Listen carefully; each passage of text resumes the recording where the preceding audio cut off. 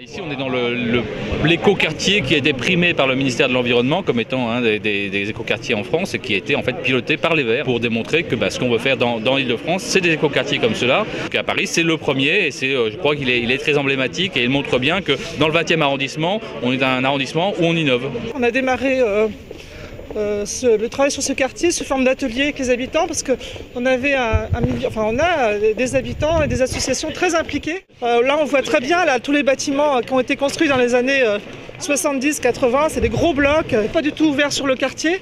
Et là on a travaillé dans un esprit complètement différent. Ce quartier il est profondément écologiste, c'est-à-dire aussi qu'il respecte les habitants qui vivent là. Il n'est pas juste ultra performant techniquement, il est utile socialement, il est inventif sur le plan urbain. L'idée, c'est de créer une dynamique, un écoquartier, c'est qu'il doit se diffuser dans la ville. C'est de dire on va rénover en faisant faire donc, des économies importantes d'énergie à des bâtiments anciens, existants. Et ça, c'était un défi qu'on a réussi à relever grâce à il y a une architecte qui a proposé des solutions tout à fait intéressantes en termes d'isolation pour arriver à avoir de bonnes performances de bâtiments, même dans des bâtiments comme ça. Ça t'embête pas, toi qui aimes bien fumer des clopes et polluer et jeter tes poubelles par les fenêtres? Un écoquartier, non, pourquoi pas. Là, ils veulent coller un immeuble juste au nôtre, donc c'est peut-être pas terrible. Il va y avoir un immeuble collé, c'est ça, à côté? Oui, il va y avoir un immeuble collé et votre immeuble, il va être réhabilité aussi. Ils vont faire des travaux. Je compte sur toi. Sinon, moi, je me retire. Il faut d'abord penser à faire un bâtiment confortable, donc lumineux. Les cages d'escalier sont toutes éclairées, les paliers sont éclairés, les appartements sont à double, voire à triple orientation. C'est pas que pour la lumière, c'est aussi pour la ventilation. Et après, à partir de là, on se dit est-ce qu'on sait faire un bâtiment passif ou pas.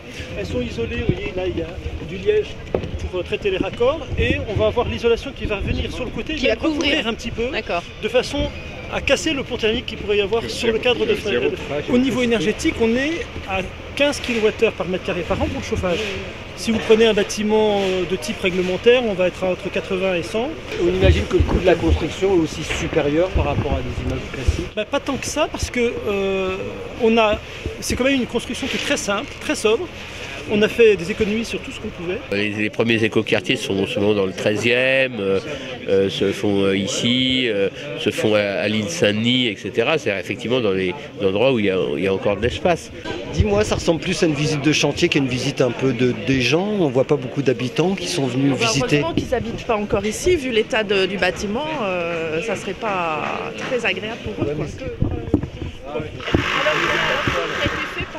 On en a fini avec le quartier écolo là, non? Il reste encore des choses à voir. Une autre expérience qui est sympa, c'est qu'on a fait un jardin sur un toit. Et en fait, quand on est sur ce jardin, on n'a pas l'impression d'être sur un toit. On a l'impression d'être dans un vrai jardin.